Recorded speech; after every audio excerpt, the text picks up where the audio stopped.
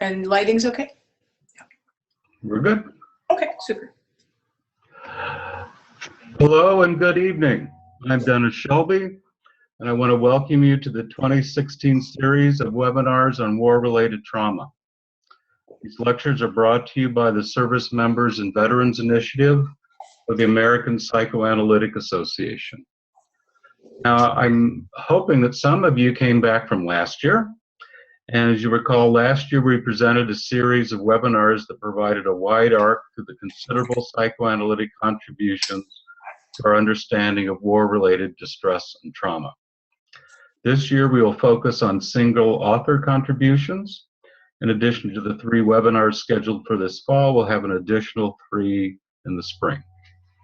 Tonight we're honored to have Dr. Nancy Sherman as our kickoff speaker. She's a philosopher, a distinguished philosopher, and a psychoanalyst. So is it okay if I give a shortened version of your biography? Oh, of course, by all means. But I'm going to hit the high points. Dr. Sherman is a distinguished university professor and professor of philosophy at Georgetown University. She's a faculty affiliate of Georgetown's Kennedy Institute and teaches on occasion at Georgetown University Law Center. In 1997 to 99, she served as the inaugural holder of the Distinguished Chair in Ethics at the United States Naval Academy. She's the author of many books, a couple of them, The Untold War, Inside the Hearts, Minds, and Souls of Our Soldiers, Stoic Warriors, The Ancient Philosophy Behind the Military Mind, and Making a Necessity of Virtue, Aristotle, Kant, and Virtue, and a whole bunch more. She has been an assistant and associate professor of philosophy at Yale and held visiting positions at Johns Hopkins and the University of Maryland. She's written over 50 published articles in the general area of ethics, history of moral philosophy, ancient philosophy, military ethics, moral psychology, trauma and resilience, and the emotions. She's won a boatload of awards, and her background, she has a Ph.D. from Harvard University in philosophy, where she received Harvard's George Plimpton Adam Prize for the most distinguished doctoral dissertation in the area of history and philosophy. She holds an M.Lit in philosophy from the University of Edinburgh and a B.A. from Bryn Mawr College, magna cum laude. In 2005, Sherman was part of a small team invited by the Assistant Secretary of Defense for Health Affairs to visit Guantanamo Bay Detention Center to observe and advise medical and psychological conditions of detainees and matters of military ethics. Tonight, she's going to speak on her latest work, Moral Injury, Afterwar. You can see the book poster in the background. And just a few housekeeping things. We will have some time at the end for Dr. Sherman to answer your questions. Just use the feature, the Q&A feature, and they'll line up in a nice little row, and I will answer you. Also, I will relay your question to Dr. Sherman. And you can adjust the size of her video image with the icons on top of her video image on your computer. And I think that's all I have to say, and I'm going to hand it over to Dr. Sherman. Thank you so much, Dr. Shelby, and really appreciate this honor of inaugurating this year's series. And I'd love to hear from the folks out there in cyberspace. So, and let me just say I have research training in psychoanalysis, so I don't see patients, but I'm kind of working in the trenches, as I will say. So I think about my work as breaking down the mil-civ divide, the military-civilian divide, so that service members and veterans can really come home from wars. And they've been in my classrooms and that here at Georgetown, and that's really been an impetus for my work. I wrote this book, let's see, we got the slides going? Yeah. I wrote the book Afterwar, really so that I could help process what I was seeing with the service members in my classroom and in wider community that I was watching Coming Home from the War. So just some background figures and facts to locate ourselves. So in these wars, which have been the longest wars in American history, and we know they're going on still, with advisors on the ground, their boots are on the ground. 2.7 million US troops have returned from Iraq and Afghanistan. That's, though, probably only 0.5% of the US population. So it's a very small cadre that serves because we're non-conscripted. What we forget, I think, is that there are about 4 million military connected children. Half of service members have kids, so they're in the schools, not wearing uniforms, so they're somewhat invisible, but they are suffering the wider parameter, the wider effects, penumbra of trauma, war trauma. There are 22 million veterans out there of all ages, and so there are a lot of veterans amidst us, but yet the sight of folks in camouflage, still, even in a city like Washington, seems exotic a bit. And we do still live in bunkers. I think many service members don't feel they can talk to civilians, and civilians don't feel they can talk to service members. So this program through the American Psychoanalytic, I think, is really critical for helping to bridge the work that I've been trying to do, to come out of the bunkers. And this is personal for me. My dad was a medic in World War II, and he died in 2009 at the age of 89. He'd carried his dog tags for 65 years on his keychain, but I didn't know, as close a daughter as I was. So we had this kind of silent pact of don't ask, don't tell. And I don't think that's a healthy way to live. And my dad started talking once I began writing, but he didn't really, my childhood had very visceral memories of scratchy green-brown blankets. Those are army blankets that we always used, but I didn't always put it together. And these dog tags for me were a sign that there was something in the background, so the work of the unconscious. Now, what I want to focus on today maybe are 4 things. One is, what's moral injury from a philosopher's point of view? I speak as a philosopher primarily. And why does post-traumatic stress, narrowly construed, not get it, the phenomenon? Second, what does moral repair and healing look like when we step outside a medical model, maybe, and shine a light on things philosophers discuss a lot, like self-empathy, or I do at least hope, trust. And then in all this, I want to rely on cases. I've really embedded for years. I've been working with the military for 25 years or so, and these stories that are in Afterwar are the voices of service members that I've come to know for over 5 years. So I want to live with them a bit through their voices, and then offer a few recommendations. So if you're a moral philosopher, typically, if you're interested in war, you're working on just war theory. What are the causes, just cause for going to war? Jus ad bellum in Latin. What's the just way to prosecute war? Jus in bello. And what does justice after war look like, such that you create a better peace or more stable set of circumstances afterwards? Jus post bellum. And I guess to the chagrin of my colleagues, some of my philosophy colleagues, that's not what I am doing. I'm doing justification, moral justification, but psychic justification as it's felt and experienced by those, and I'll use the term here, those who hold themselves and us accountable. So philosophers have a notion of reactive attitudes. So those are the emotions of holding yourself and others accountable. And that's what I want to think of when I think about moral injury. So I'm thinking of how the emotions of holding yourself to account and how it shows up in moral injury. Now, moral injury is a buzzword right now, and somewhat clinically, and I'll get to that in a sec, but it's ancient.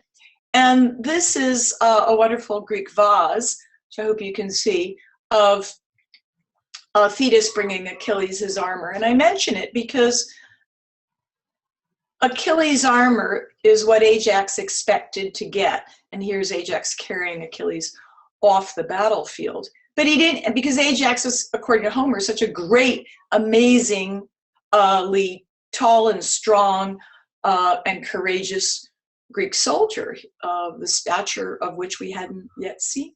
But he didn't get the armor. Odysseus, the great speechifier, got it. And Ajax had a dissociative break. According to, if we like, Sophocles, himself a general who wrote homecoming plays, one of which is Ajax, where Ajax's moral injury, the failure to get the armor that he thought was his due, left him shattered, absolutely shattered. And he went into a manic rage, tried to kill Odysseus, tried to kill Agamemnon, succeeded only in a massacre of the barnyard animals. And then, doubly humiliated by that, he put a sword into his chest on stage. Now, that scene has been enacted for many service members of late by a group called the Theater of War. Philoctetes, another Sophoclean play, again by the general, this great Greek general and tragedian, is about being marooned on an island we know a lot about right now. It's called Lesbos. Well, there was a sailor marooned on Lesbos whose name was Philoctetes, and he was left there for 10 years until he needed a bow. And that's another Greek tragedy that talks about moral injury. So my point is, it's a buzzword right now, but it's ancient. And the idea of these notions is really entrenched in our literature. 18th century English philosopher Bishop Butler talked about resentment, the response to being morally injured by someone by unjust offenses. So how do I think about moral injury? Well, first, I'm not a clinician, though I have psychoanalytic training, and I work with clinicians. Secondly, I'm not formulating a diagnosis, nor trying to get a diagnosis into the DSM. Moral injury, at least, and shame and guilt have been now recognized in the PTSD diagnosis. And I'm not really proposing manualized evidence-based training. And for that, I will say, I highly recommend the work of Brett Litz at the Boston VA, a colleague who works with the Marines and works with Brett, and that is Bill Nash, who's director of psychological health in the Marines. They are working on something they call adaptive disclosure, which is a way of getting beyond cognitive behavioral therapy and getting at moral injury as amongst the symptoms that service members face. But I'm really working outside the trenches, outside the clinic, and more in the trenches of other kinds of safe spaces. And that's often a classroom or my office hours where my students come and if they need to be referred, I refer them, but they have a lot of chats in between. So I think of moral injury as the moral dimensions of psychological anguish. Here, to do with combat and service, military service, but not by any means limited to it. Could be many other occasions. From the point of view of perpetrator, myself as agent, victim, or witness. And as I said, these are what I think of as reactive attitudes, attitudes by which we morally address each other and oneself, so interpersonally and intrapersonally. And first personally, of course, in guilt for transgression, real or imagined. Shame for falling short, real or imagined. First personally. Second personally, resentment. Third personally, perhaps moral indignation, protest on behalf of others. And repair emotions, hope, trust in others, forgiveness, as well as empathy. Now, we think You know, we often think of the agents in war, but of course, amongst the agents in war are photojournalists, journalists. And I mention that because they give testimony, they bear witness. And this is a very iconic image from Somalia, Black Hawk Down, you know, that Battle of Mogadishu. This is Sergeant David Cleveland being dragged through town a little bit in the way that Hector was dragged through town by Achilles on the back of a chariot 7 times over. This man, Cleveland, whispered to the photographer, Paul Watson, if you take this, if you shoot it, you own me forever. Now, that was the subject of a play I saw recently, The Body of an American, and was asked to do a commentary on it. But that idea of being implicated through your coverage is absolutely a part of the moral injury of war and part of the long-standing guilt. I mentioned resentment as a second personal response. Some of the soldiers I talk to say, don't tell me thank you for my service. First ask me please. There's enormous, we don't know how to talk to each other, how to come out of the bunkers.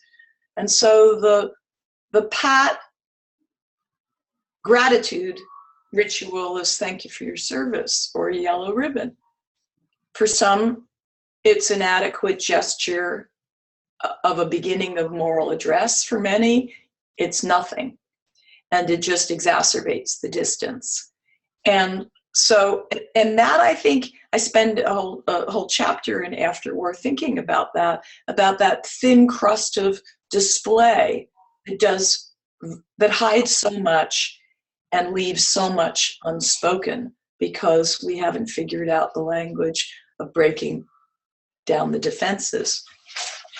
So I think of moral injury as a spectral notion, ebbs and flows, some definitely in need of treatment, some apt, some inapt in the way that responses can be, some tracking real culpability, some not.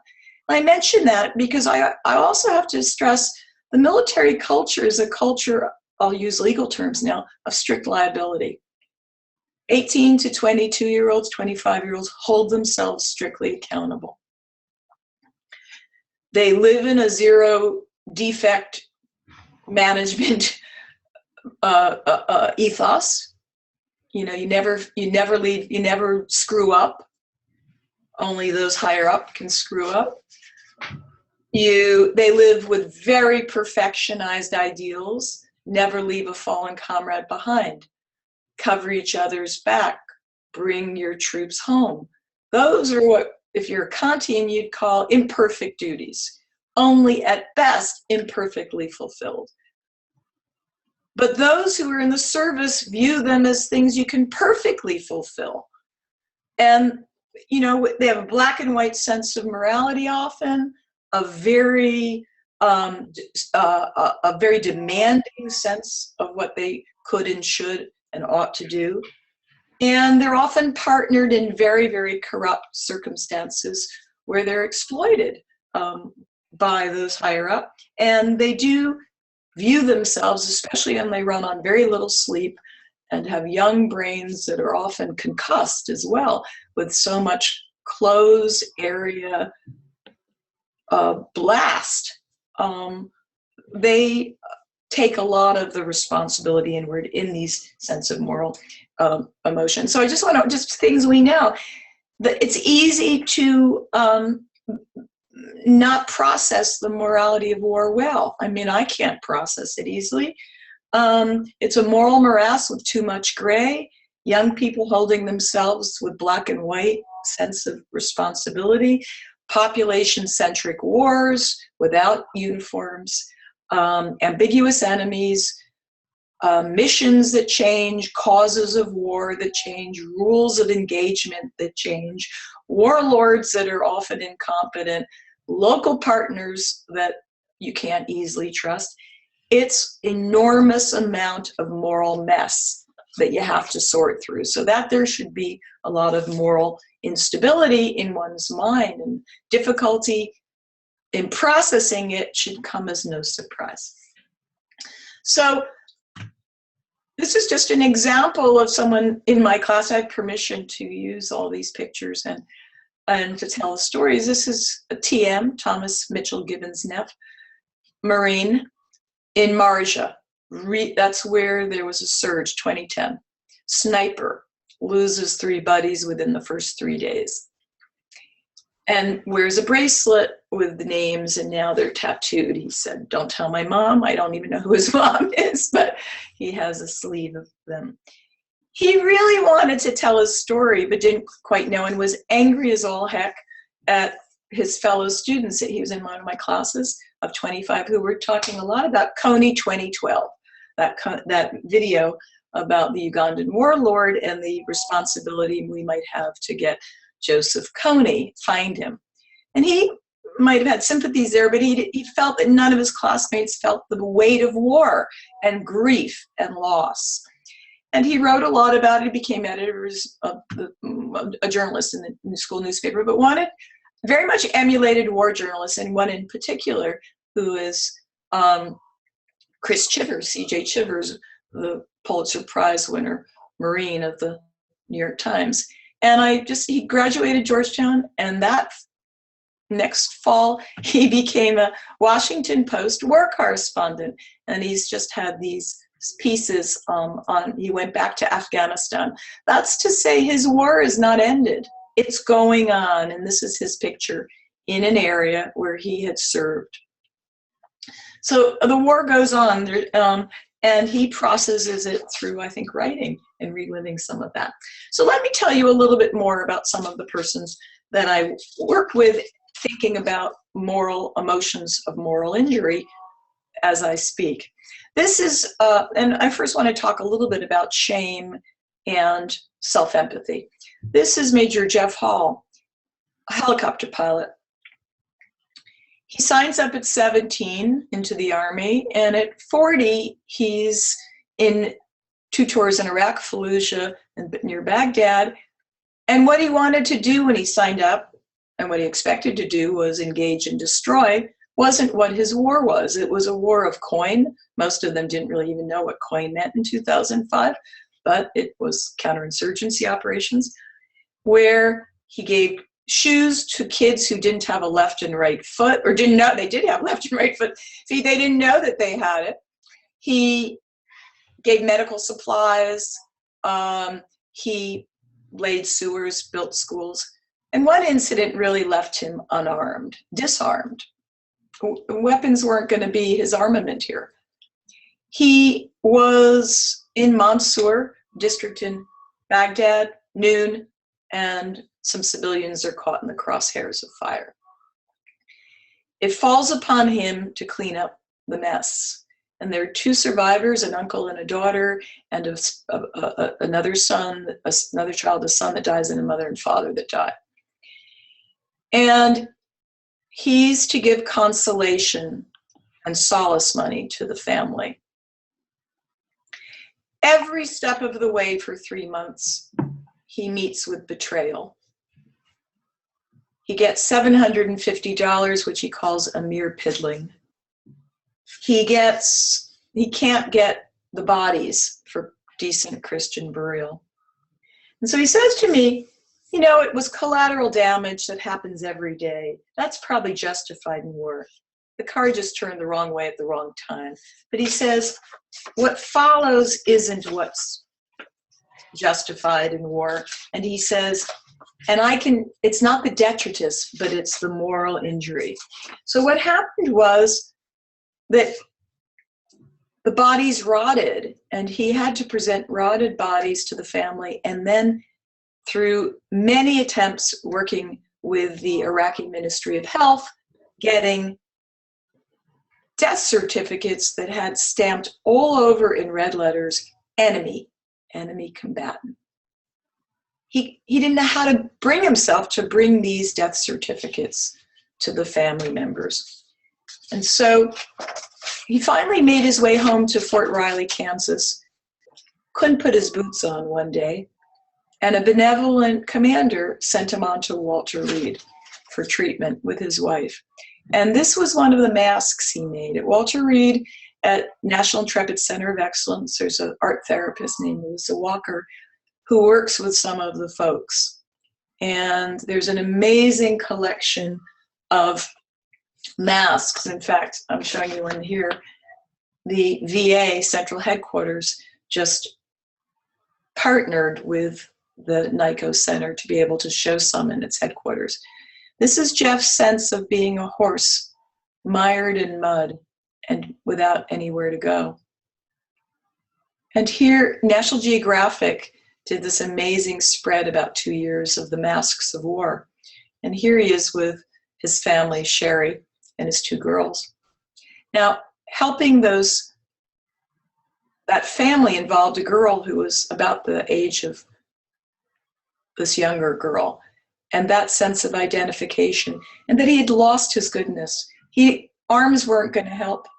His character was the only thing he had, and he felt he had lost that as well. So it was a real crisis of moral identity as a soldier.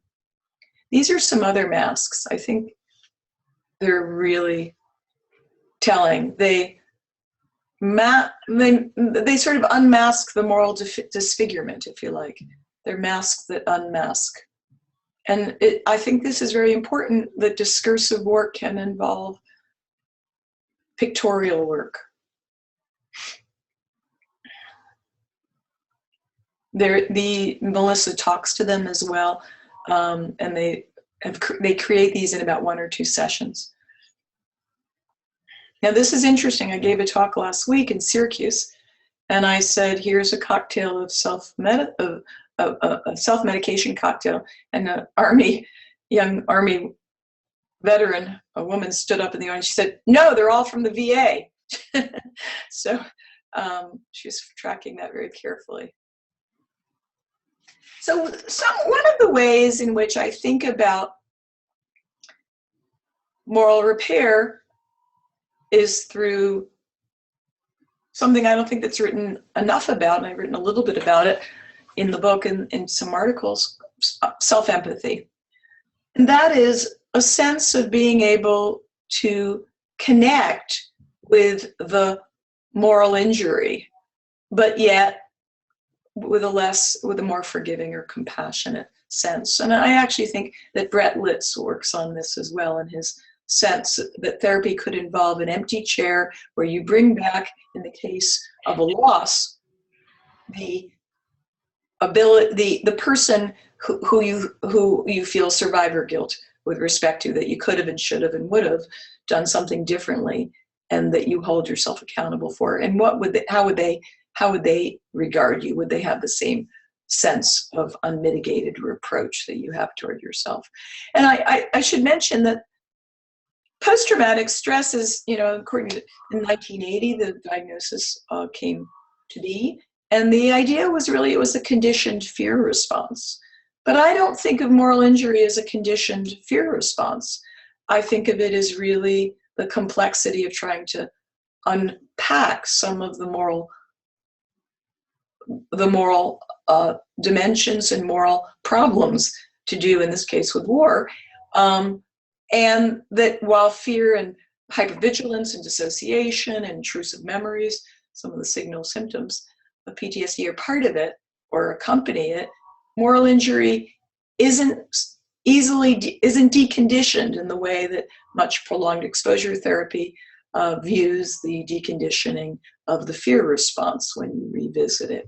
And I think that's where folks that are working with veterans right now, at least in more not necessarily in psychodynamic ways, but in more in cognitive behavioral ways that try to get at the moral injury, are now thinking about.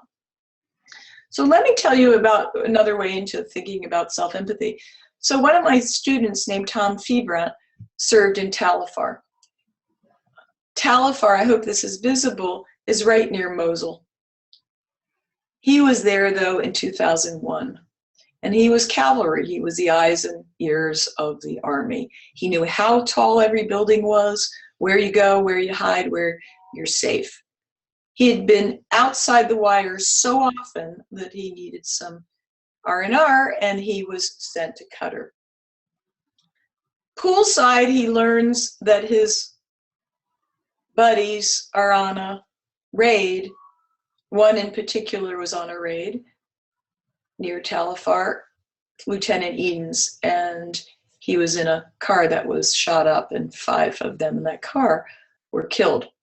Now he learns this poolside, and he hadn't thought about this for 3 years, but he's in a class of mine on war ethics, and it comes back, and then he comes to see me in office hours. And he starts thinking, again, this is a case I think of, it's a kind of a case of strict liability or accident guilt. He felt responsible for Eden's guilt, for Eden's death, excuse me, a kind of survivor guilt. And he says, this is his quote now, what bothered me was it was an area I knew really well. It was a part of the city that you really had to see in order to visualize. And I had this lurking suspicion that my soldiers who had never actually personally been there didn't really have a grasp of the city and the information in the way that I felt I did. So I almost felt responsible for not being there. Listen to the language. To provide them with the information that may have potentially resulted in a different outcome. Very hard for him to say it. It's sort of dissociated a bit. He says, so it's rough. It's a really difficult thing for me to process. Here I am sitting by the pool, and I hear this. I don't know what to say, Professor Sherman. I don't know how to describe it. It was just devastating. He lives with that for a while, and that guilt hounded him. It had hounded him quietly for 2-3 years, and then the shame of falling short of what a good intel guy should be able to do. And then one day, he, again in my office, he recalled something. He said, after that incident, I went home to the States. I was thinking of if I was going to re-up, that is, re-enlist. And he says, I think a remarkable way of figuring it out. Well, God, I thought to myself, if last time I was just on R&R for 2 weeks out of country, and now I'm really out of country for longer, things are really going to go to hell in a handbasket. So what's it going to be like when I come back after a longer leave? I'm going to have real gaps and breaks and breaches, he says, in my knowledge now. And then I realized I couldn't be the person that was there all the time. I could only be at one spot at one time. Maybe I wasn't the one-stop intel analyst for the whole American Army. Maybe my role was actually very small. Now, I'm not doing therapy. He's chatting with me, but he had an amazing breakthrough, an amazing epiphany. And I think of that as moral processing through self-empathy. He was trying to find a way of understanding that he had been grandiose, that he couldn't be omnipotently omnipresent, and that maybe he wasn't the one-stop intel analyst for the whole American Army. Shortly after that, he called and said, I've been trying to process this a little more. And he said, there are 2 ways I can think about it. One is I'm like the parent who doesn't put a fence around her house or her backyard where the pool is, and a kid falls in and drowns. Or maybe I'm like the cop who's off duty when something happens, and had I been on duty, I would have been able to intervene. Maybe I'm more like the other, like the cop. And I thought that was really, again, an example of this.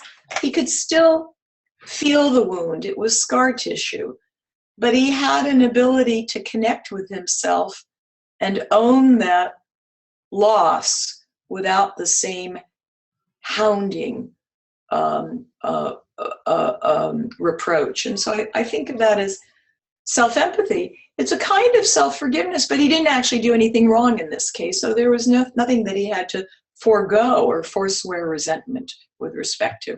Now, these are hard wars because because this is 2014. That's about almost 10 years after he leaves, and this is ISIS retaking Mosul. And of course, we're in the middle of the recapture again. This was just a few days ago. These are the oil fields where smoke billows out of Mosul. These are endless wars, and the opportunity for re-traumatization are extremely great. And I think that's something we need to appreciate. It's very hard to resolve this. And it's of course hard to go understand feudal wars, endless wars, wars that are unjust when you've put your life on the line and you've lost civilians. I mean, you could be the colonel who was working with Colin Powell that day when WMDs were declared to be there, when in fact Colin Powell knew that they weren't. That's another kind of reckoning. So let me go through two other quick emotions, and then I'll move to this and then open it up. Does that sound reasonable, Dennis? Sure. Okay. I want to think of an emotion of moral repair. One of them, at least, is hope. Now, I'm thinking of normative hope, hope in a person, hope that they may be able to strive to reach certain worthwhile ends, even when there are challenges. So I'm not thinking about hope for outcome, that the Nats or the Cubs, we're Chicago, the Cubs may win. Or I'm heading to my son's wedding this weekend and that it won't rain. But those are outcome predictions, probability assessments. I'm thinking rather of hope in a person in the sense of a investment in their worthiness that has impact on that person because of the uptake and the communication, the intrapsychic communication of that. And I think this happened in a case I spent some time in many places in Afterwar with Lalo, Panyagua, bread and water, who served in Marja. This is him in a mud hut at age 19.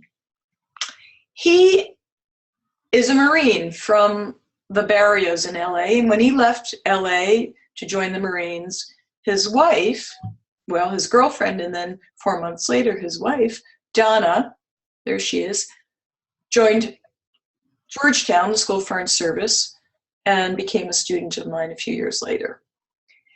Now, Donna was in the same class in which T.M. Gibbons-Neff was in, and she brought Lalo to class once he had come home.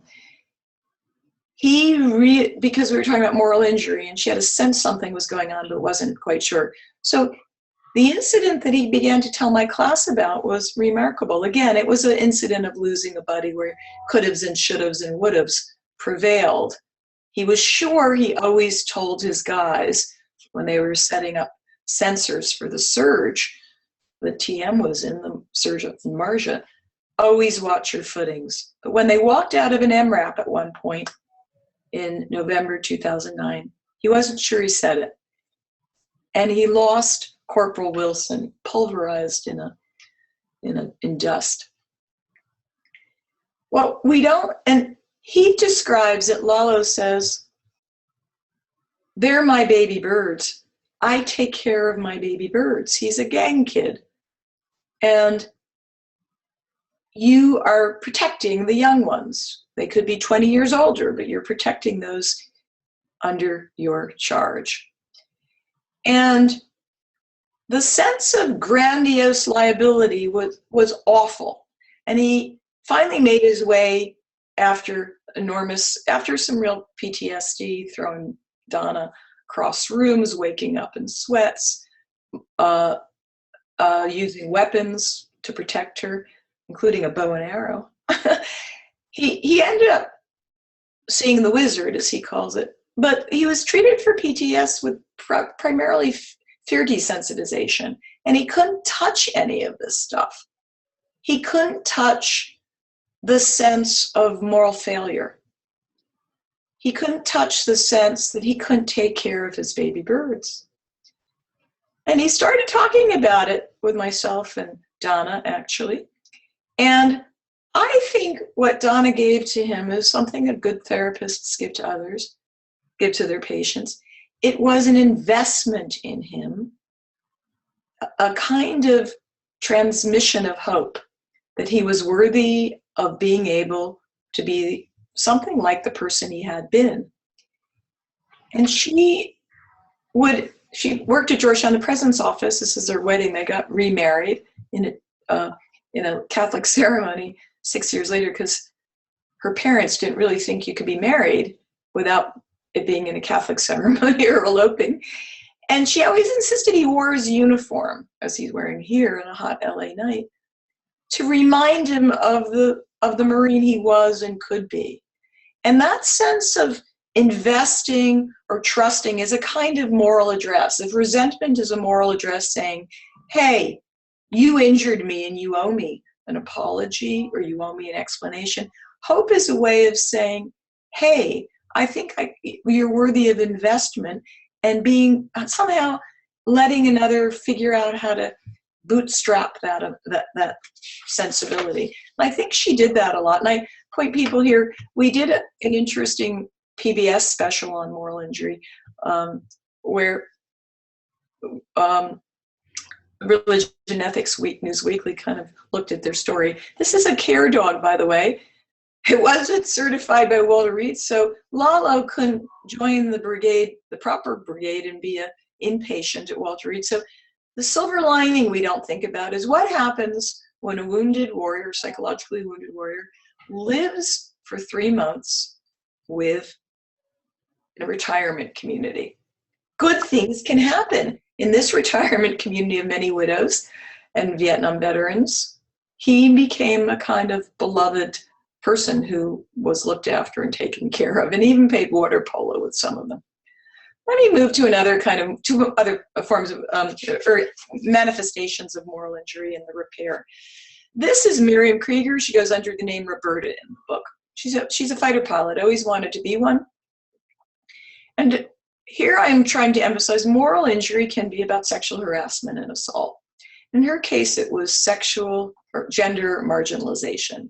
She arrived on base despite all the laurels she had as a star student at the academy, Air Force Academy, with her commander essentially telling her that she was tearing down heritage and tradition. She was breaking the status quo. And her response, as she later put it to me, was that she had to outbro the bros. So that's essentially identify with the aggressor.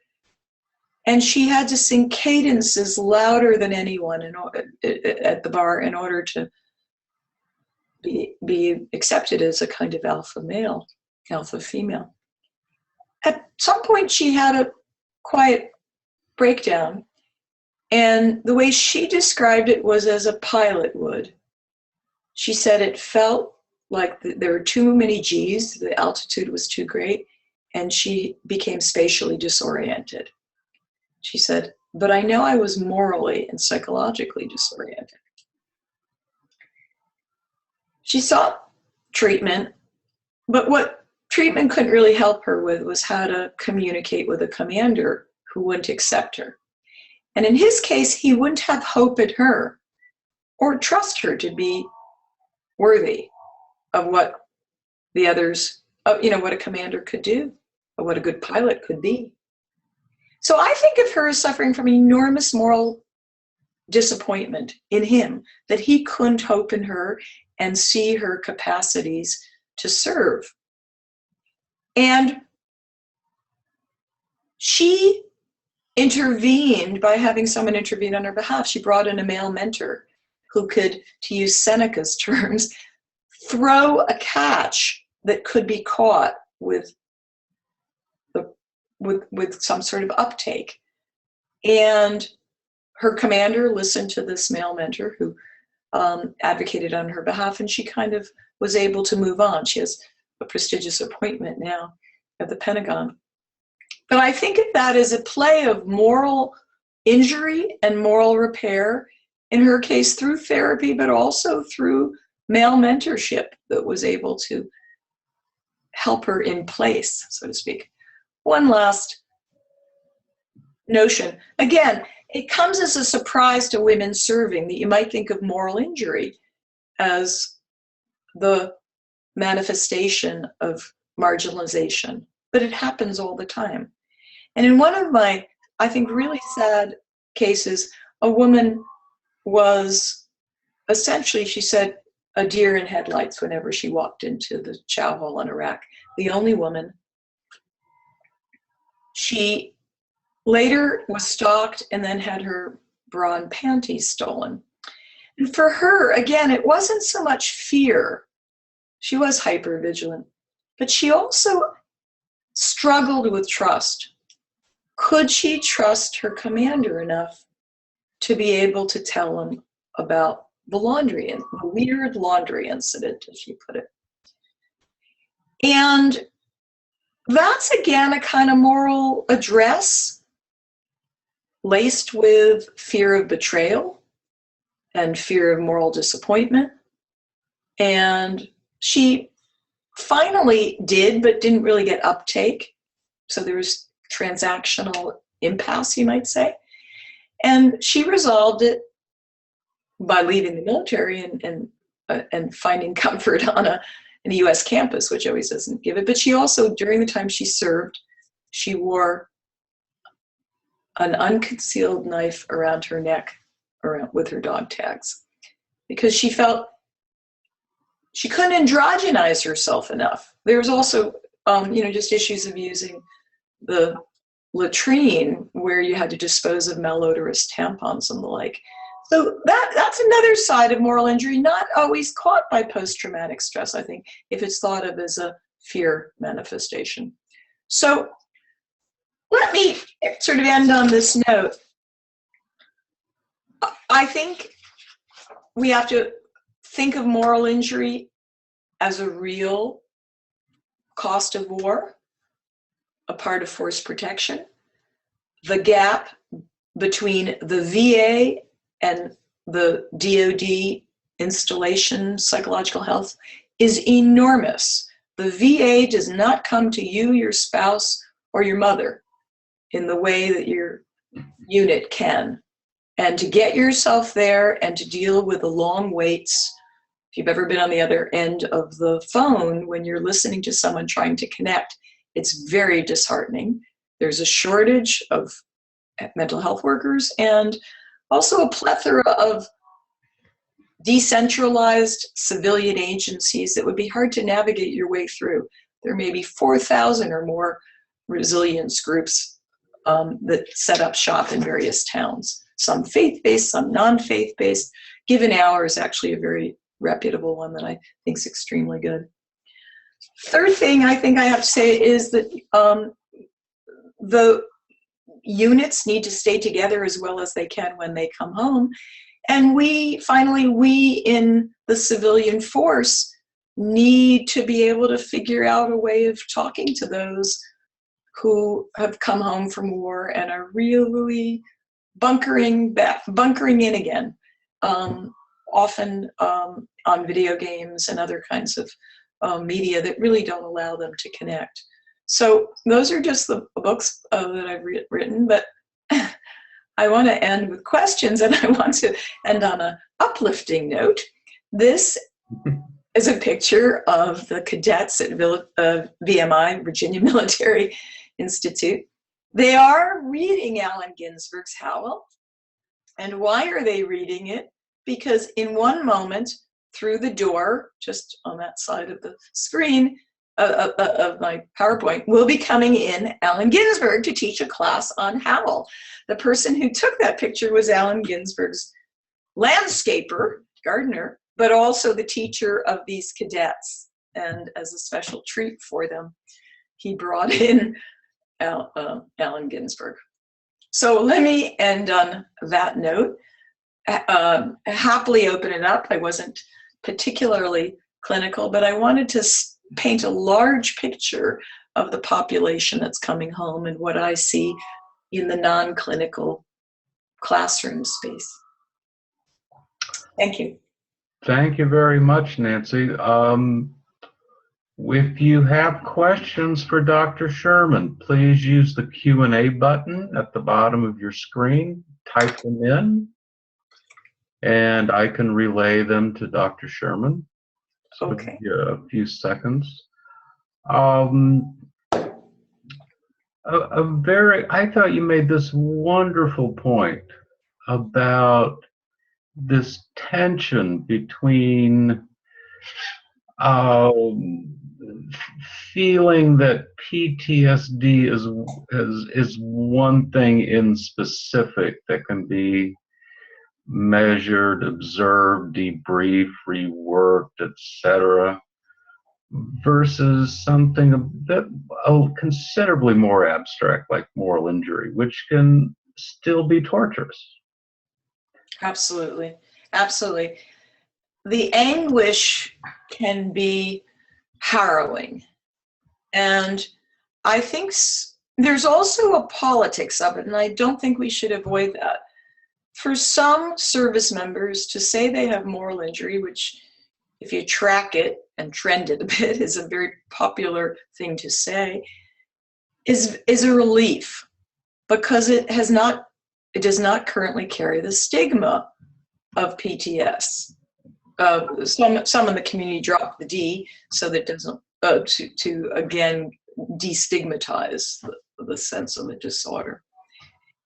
But we have to remember post-traumatic stress disorder was put in the DSM in 1980, 1981, precisely to help people and put a label on something so many felt, but they couldn't figure out what it was, and it now legitimated it and legitimized it in a certain way and gave a shared community voice. But it was 1980, of course, and behaviorism reigned, and psychoanalysis was awful, and personality disorders and all that, and it was very important to talk about real responses to fear. And I think that's a very legitimate point. Mm-hmm. It's a conditioned response to fear. And it could be that certain ways of CBT, CPT, prolonged exposure techniques very much work with that. I've sat in virtual reality labs at Cornell Weill Cornell, whatever we now call Cornell Medical Hospital, and had headsets on, watched screens, had my chair move around, smelled the smell of smoke, and I think people are making good progress with that. But for others, being able to talk about atrocities they commit, no one's talked to me about atrocities. I have not had that privilege. I've talked to many psychiatrists that work with interrogators, and on both the interrogators that cross the line and those that don't. I've talked to many, many interrogators. But the moral space of processing war is very complex, given counterinsurgency wars, given corrupt partnerships, given corrupt command, given rules of engagement where sometimes you have your hands are tied behind your back and other times your hands aren't tied enough behind your back. The very notion of foreseen but unintended, i.e. collateral damage, is not understood very well by some. So yeah, I think there's a lot of complex conceptual terrain that for some leaves so much uneasiness and anguish. For others, there really is a sense of shattered identity, because there is a sense in which they can't distinguish justified killing from murder, and it could well be that even in wars that your country go to, you believe it was an unjust war, and so your role might have been murderous. Or what you did was murderous. Yeah, and I think you got me thinking about, I think one of the most clinically profound experiences I've had has been working through killing, just to call it something. Right. But the fascinating thing that people often overlook as we work it through and revisit it, this idea was either you or them. Right. That gets lost somehow. Well, the notion of self-defense is so important, and but philosophers sometimes pick at the wound that the less philosophical, or people who don't have the leisure to think about, especially in war, are feeling. And that is that sometimes, if philosophers would say, well, and now many are saying, even if your conduct is just, that is, in battle, you can fight against another enemy combatant who threatens you. That's called they're a threat, and it is legitimate to react and respond to the threat. But if the person who is threatening you is fighting perhaps for a just cause, or you're fighting for an unjust cause, the degree to which that moment of prosecuting the war becomes blurred by the cause for which you are fighting. And, it's one thing to be the criminal who comes into the bank. It's another thing to be the innocent bank teller who defends her life. And at some level or other, you got to begin thinking about that. And my colleagues and I go to West Point, Naval Academy, Air Force Academy classes and talk a lot about that.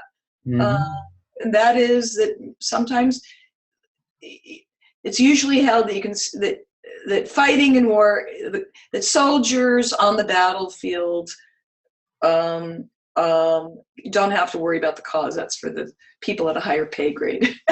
But lately, many of us think, no, the conduct is not separated from the cause. And certainly in the minds of many soldiers, it isn't. That's to raise the question of the cause for which you are committing lethality, using lethal weapons. But even if you don't raise that cause, even if you have the most justified cause, and I don't know which war that would be, but the good war, we say, World War II, World War I, even if you have the most justified cause, it's still very hard to accept and own a difference between justified killing in war and murder. And there are many places the psyche can't go, that the emotional psyche can't easily go where the intellectual psyche goes. Right, and I do think that's a wonderful thing we have to offer, that so many of these things can only be addressed in depth years after they happened. Absolutely. And on one hand, there's the immediacy, a continent and 5-10 years away. On the other hand, there's a real sense it couldn't have been processed to now. And but this idea, I was kind of playing with your idea of justification, and is the idea of me or you, is that a philosophical justification? Well, I think we always think about whether self-defense is justified in sort of the conditions. So, the criminal comes into the bank. Now, his taking my life or threatening my life isn't justified. Mine is the innocent bank teller threatening his life, if I can't impede him any other way, is justified because I don't have criminal intent. He does, or wrongdoing. So me or you, yeah, it depends on. Often it depends on why whether the aggression was justified in the first place or not. Mhm. The criminal, in responding to me after he's initiated an unjust aggression, probably isn't justified in getting me back. So you know, I should be the victor there. We have a question, and it's one I've heard a lot, and I'm sure you have, Nancy. Please. As a trainee in the VA system who subscribes to these models of thinking, how do you discuss them with more rigid CBT, PE, CPT providers? Where does a young VA trainee go when they want to learn something a bit more abstract and nuanced and complicated? Oh, that's great. Well, I think, you know, partly, so my book Afterwar is not meant as a manual, but it does, you hear the kinds of processing that took place after trust was built. You know, clearly trust relations aren't just in a clinical office. We mentors and teachers are engaged in that kind of intrapersonal mentoring day in and day out. And so I am giving some, if you like, examples of what what I think are real insights and processings that these students and those I came to know have had. A more manualized version, I think, very thoughtful, is Brett Litz's Adaptive Disclosure book.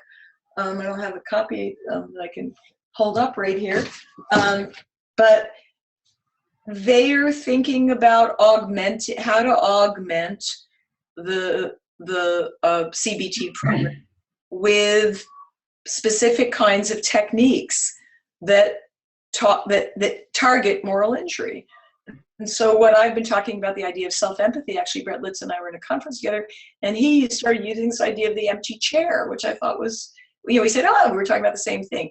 Essentially finding someone who can be benevolent, a benign and benevolent individual, maybe, who is probably the comrade you lost, who doesn't hold you accountable in the same way that you hold yourself accountable. And he goes through, you know, they are doing a more manualized version of moral injury treatment, precisely to address the VA community of health care providers that are looking for assistance. There's a place to go.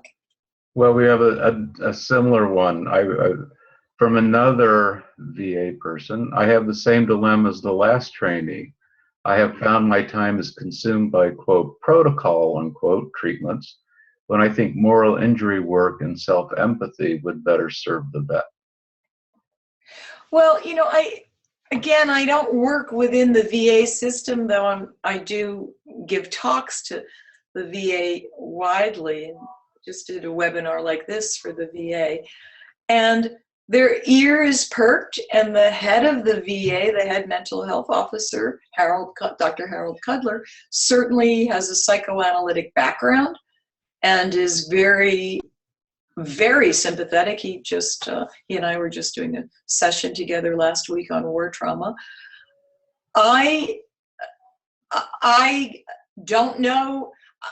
I could imagine ways in which you could think about CBT with moral injury as the phenomenon you're probing.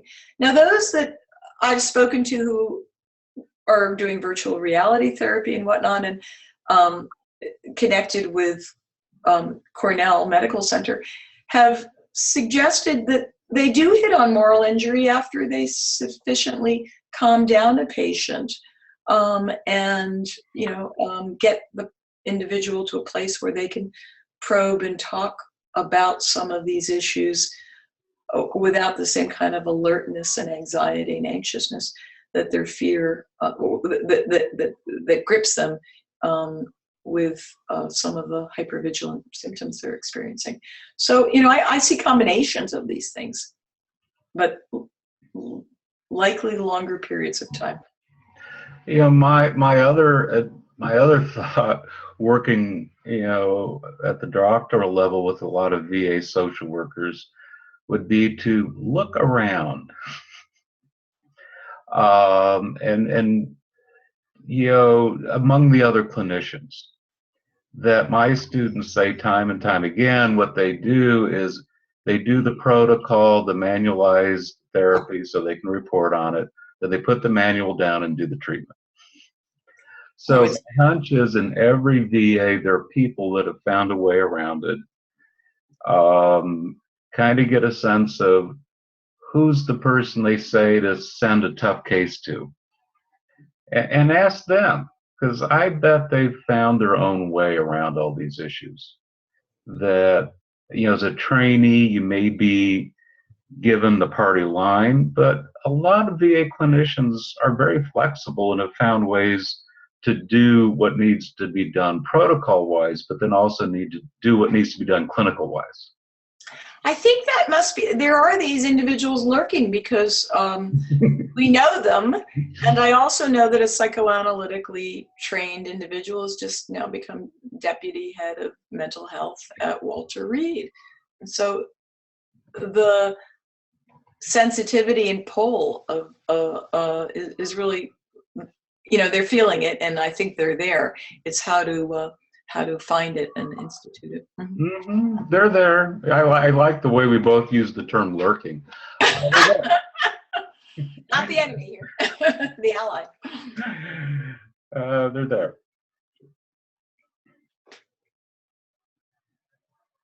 Any other questions? I don't have the privileged screen you got.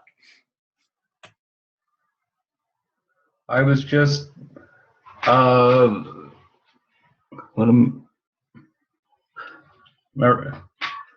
well, I have a participant from Europe just saying thank you. Good enough. No questions. And which war were you in, Marja? Maria. It came up as Marja on the screen. Which war are you referring to, Maria?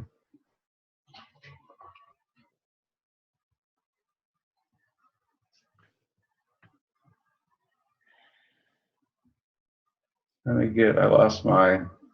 I see a question that came up that I think is rather interesting, and that is someone, Will Kenner, asks about contractors. And I think that's very critical. Vets turn contractors. They often. You read it? You want me to read it? You want to read it? Oh, go ahead. Go ahead. Oh, that's good. I was just talking to Maria. She was in the Yugoslavian war. Oh, okay. I don't see. And the last time we had several people that were trying to figure out what to do with fallout from the Crimean War. So I was looking to see if they were back again. I see. The vets turned contractors face much more intense episodes of combat and more frequently than special forces or regular army. Their rules of engagement sanction shoot first when in doubt. They have suffered much more intense moral injury than others who experience combat. Great point. No, I think that's really critical. The contractors who, when the wars began, 50% of the DoD was outsourced. According to Martha Minow, who's now, I think she's dean at Harvard Law, but she was giving a talk at Georgetown Law, where I sometimes teach. And that was amazing to me. And I know a lot of contractors. And I also had a buddy in philosophy who worked with contractors and who was the first and the highest level suicide of the Iraq War, and that was Ted Westfusing, who I write about in Untold War. He was a very rigid guy, and the contractors that he worked with were not supposed to use arms in the way, weren't supposed to be tip of the spear, and yet they did take lives tip of the spear. This was early in the war. And so they're often, A, not subject to the same rules of engagement, absolutely, but B, they don't come home to the DoD. They don't have VA care. I'm not sure if they have TRICARE.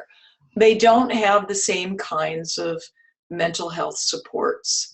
and they are often, they re-up very quickly. The lifestyle of being a contractor is very, very lucrative and very appealing when you can't really adjust to homecoming. I mean, but also it's a lucrative way to find your place when you found a lot of meaning in war originally. And they have suffered a lot in combat. I followed this for a while in Britain because I was involved in a conversation there with contractors, and I was told that there was a strong support community, but I'm not sure if that is actually the case any longer. And they certainly fall in the cracks of our mental health system or what we do for veterans, and yet they are a large cadre of veterans. There's a group in Washington that's an advocacy group for them that I'm go in and out of connection with, and actually I'm going to see someone tomorrow, and I will ask that question to that person about the levels of mental health and support for them. But you're right, rules of engagement are different, or can be different. They're not subject to the same rules. Thank you, William. I think I know William Kenner as well. Does name sound familiar? I think we've had conversations about interrogation. Kevin O'Leary, I apologize it's coming in late to the presentation if you already discussed this. What are your thoughts and what is your approach to working with injuries that occur upon homecoming? The Vietnam veteran was called a baby killer or told he should not wear his uniform in public. Right. Well, that is, I do talk about homecoming, and that's sort of what Afterwar is about. We see injuries as they develop upon coming home. The suicides are often stateside. You know, we haven't talked about suicide, but there has been an epidemic of military suicides. I don't think the calculation 22 a day is correct, but it's certainly high. And I did sit on the Vice Admiral Suicide Review Board, Vice Chief of the Army's Suicide Review Board, listening to the cases, the debriefing afterwards, and it was really quite amazing. And we still don't quite know what to do. My work is really about homecoming. It's about figuring out ways in which at universities, in the civilian gatherings we find ourselves in, whether it's in posh academic societies or synagogues, churches, mosques, other places, neighborhoods, we can talk about war often with those who are in our midst about them. I'm bringing one of my students who's a veteran to a religious groups meeting so he can talk about his war and connect it with my own work. And he's a philosopher, but it doesn't have to be in order to talk about that. We don't call individuals baby killers anymore. We have the reverse. We say thank you for your service. We separate the war from the warrior, perhaps to our detriment, I think, to some degree. We overcompensated for the Vietnam hangover, in our Vietnam hangover, you might say. That said, we still don't know how to really break the ice. This is an individual, Dan Berschinski, who I came to know through Walter Reed. He lost essentially his bottom half, and he has to use, he wasn't going to walk because this kind of injury never allowed you to walk. At any rate, he rehabbed amazingly, and he found himself at West Point grad and a business student at Graduate School of Business at Stanford, where my son was. And I asked my son if he talked to Dan, who's well known, and he said, I'm not sure I knew what to say or how to say it.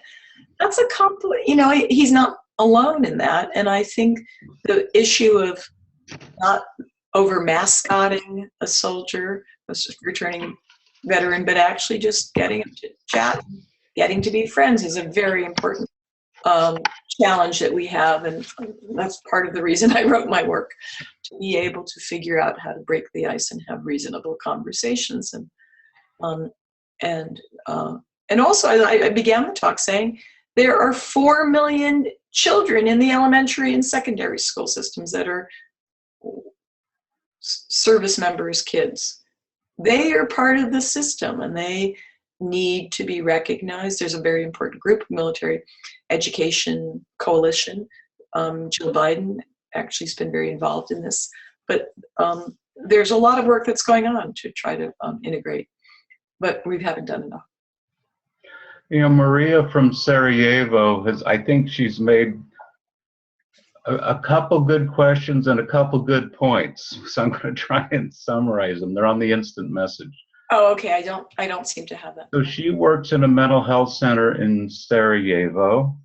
And I think part of what she's trying to get at, that in the case of that war, people stayed there. Yes. Nobody went home. It was still their home after the war had ended. Yes. But she wants to, and I think, help me out if I'm getting it, Maria, that that on one hand people are afraid to ask, but in this other sense, is it a stupid question to bluntly ask how many people have you killed? Yeah, I think that's it's not a good question. I think there is enormous resentment with regard to that question. I have not focused on war traumatized civilians, nor real ethnic residual lines, tribal lines that persist in the cities after war. I think it's really complicated issues. And the ways in which there's restorative justice and reconciliation. Some of the truth and reconciliation procedures and hearings in South Africa have had very mixed results. There's enormous vulnerability in coming forward, mm-hmm. and also enormous sense of vengeance that lurks underneath under the surface. That there's a lot written on that, and I'm no expert on the aftermath of truth and reconciliation or ongoing efforts at what's now folks call restorative justice. But that is out there, and institutionalized forms of forgiveness and repatriation of sorts, I think, are very complicated and hard. We deal interactionally, one-on-one, and that's the nature of my work as a philosopher and psychoanalytically trained philosopher. But you can't do this work without really, really good, strong institutions. Whether they're the criminal courts that do its work and make public its work, or they're the truth and reconciliation places. Also, I have to say, I've seen online, and because I do some dance, and I talk to dance therapists a lot, including the movement dance therapist at Walter Reed who works with the art therapist. There's a lot of ways in which dance therapists have gone into places in Africa, for example, and got young warriors on either side reconnecting through the tropes of dance that they know and the music that they know, to be able to both feel the things that they couldn't feel before because they were so numb from war, and also to share some space together. And as they've come home into their societies that are ethnically mixed, and that's complicated. But I think some very good work can be done that way, and I recommend looking online at some of the war and dance movement therapists. Maria, again, I'm trying to summarize what Maria is talking about. So Maria was a soldier in the war, and she's now a mental health clinician in a in a mental health setting. And I've known a number of people that have gone back to school, gotten a clinical degree, often back in the VA or back in the military. And I think I would ask Maria what she feels her own experience imparts to her clinical work. Right. I'll let her think on that and type me an answer. In the meantime, William Kenner responded again. Contractors have a strong sense of mistrust since their work has fallen across the line and criminalized after the fact. This keeps them out of the VA system. Many were farm boys who have returned to live as if in bunkers. The contractors have been called mothers and baby killers. I don't know. I've worked with some contractors, not clinically, but I know some, and I know the organizations that represent them in Washington. And I suspect William Kenner has worked with them. I don't know if it keeps them out of the VA system because I don't know what keeps them out of the VA system. I didn't know if they're in fact eligible in the sense that they haven't worn a national uniform, or they might have been eligible, or they may not be eligible for the DoD, though they may, if they served previously, be eligible for the VA. We know that there's been a lot of mistrust on both sides regarding salary, regarding a sense that they are not necessarily following the same rules of engagement, and they may be using more permissive ones. So I think it's a really important question. I don't know what is in place institutionally for contractors, and it's a critical public question given how many contractors we use and will continue to use as these wars go on, and we use advisors without necessarily surges in the enlistments. A very important question. I don't have a good answer. It sounds like Kenner works with them. Most are U.S. vets and VA eligible. Thank you. I'm not adept at text, non-audible text. Thank you. Most are U.S. vets and okay. So it's a psychological. So they feel just distrusted and mistrusted.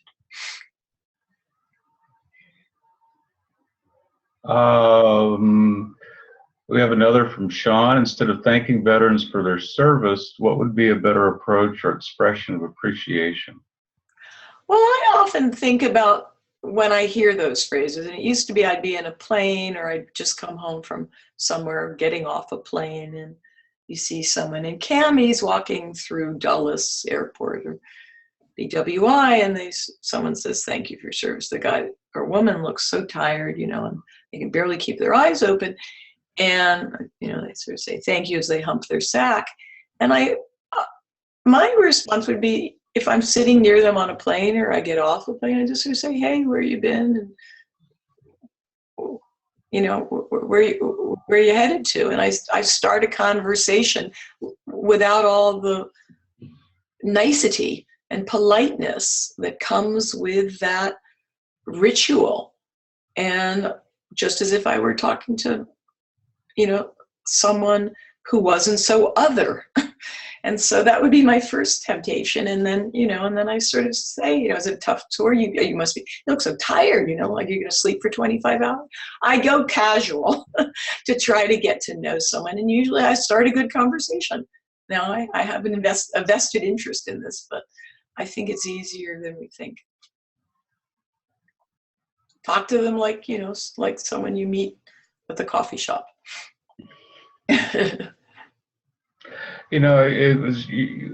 Some of your thoughts remind me of Judith Broder, who founded the Soldiers Project. I know. Remind me about the Soldiers Project. Well, it's the same idea as Give an Hour. Oh, yes. And she's got a special Chicago connection. She trained down at Michael Reese, and a lot of the older folks did too. but I love it. I want to write it in gold and put it on plaques in every psychoanalytic institute in terms of what we have to offer. Her point is the biggest problem facing clinicians is the disavowal of anger. And that is why we feel we're hesitant to get involved with veterans.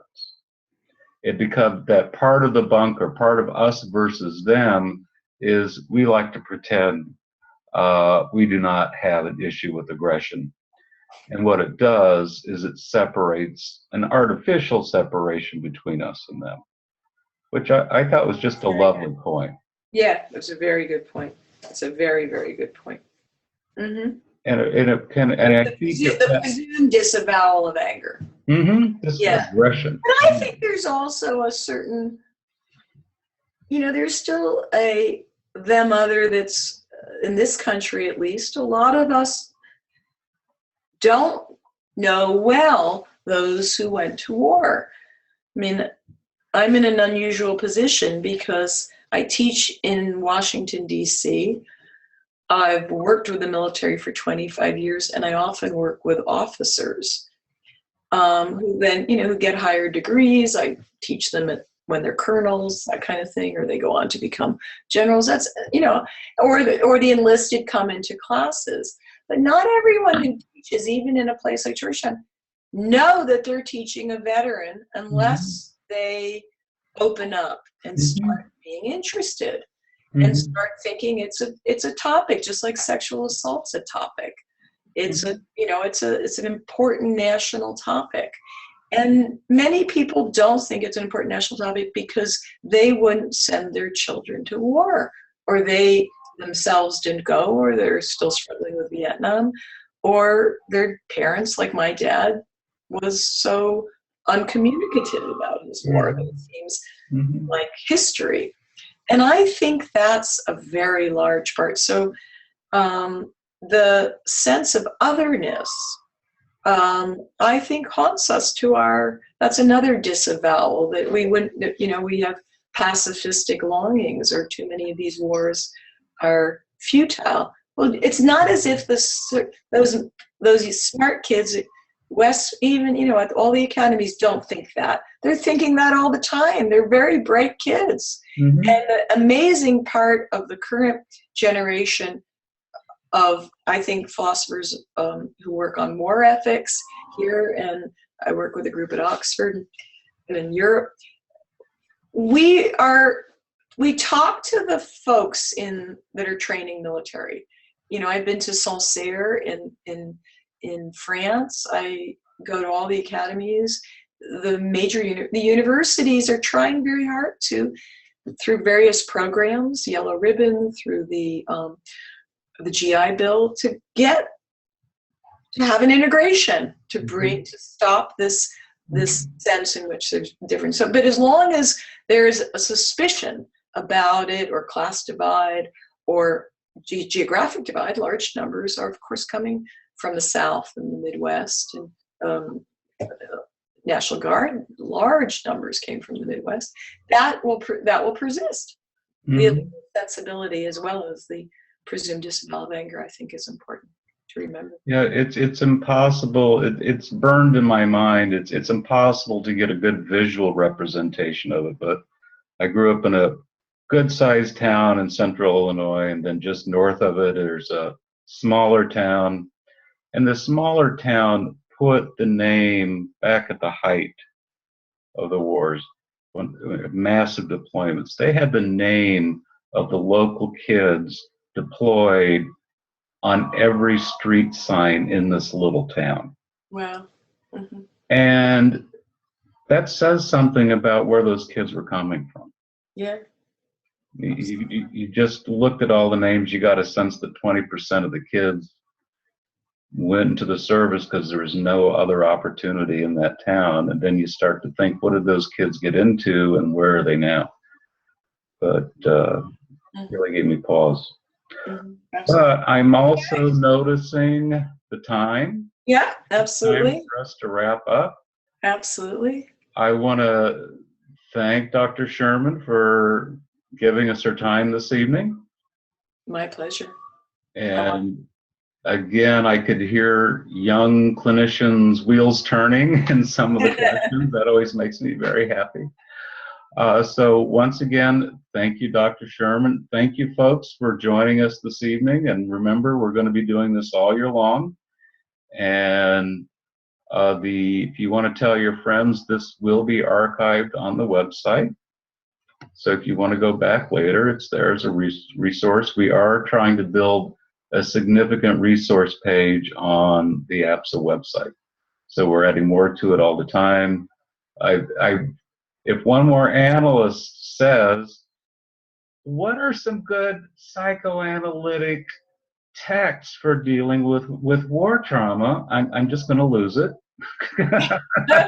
There are so many, it's not funny. But if we don't know they're there, we don't know they're there. So it's my mission is to make sure everybody knows they're there. I think it's a wonderful mission, and I thank you so much for spearheading this project. It's so critical that clinicians of the psychoanalytic stripe are out there and doing it. I just want to say another resource. Last week in Washington, there was a war trauma and its insights, or listening to war, I think it was called, with lots of folks speaking. I didn't hear all of them, but Robert J. Lifton, of course, a veteran psychiatrist of the Vietnam era at Yale during the height of the 60s. Dory Laub, who talks about Holocaust work. Jerry Fromm of the Center, Austin Riggs was there, and many others. And Art Blank was the organizer. And Art Blank was a Vietnam psychiatrist. He's psychoanalytically trained. And he is very active in Washington psychoanalytic circles. And another important resource, his older work and his current practice. So we're around. Right. Our work. We just have to make sure we're known. The publicity part is hard. Yeah, it's like, we know what we're doing, we're there.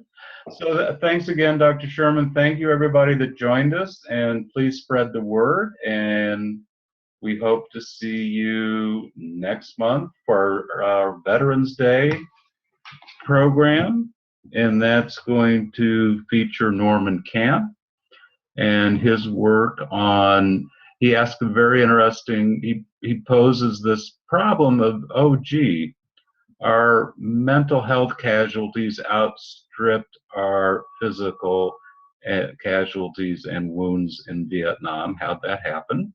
It happens every war, but we seem to forget about it with every war. So Norman's got a great take on that.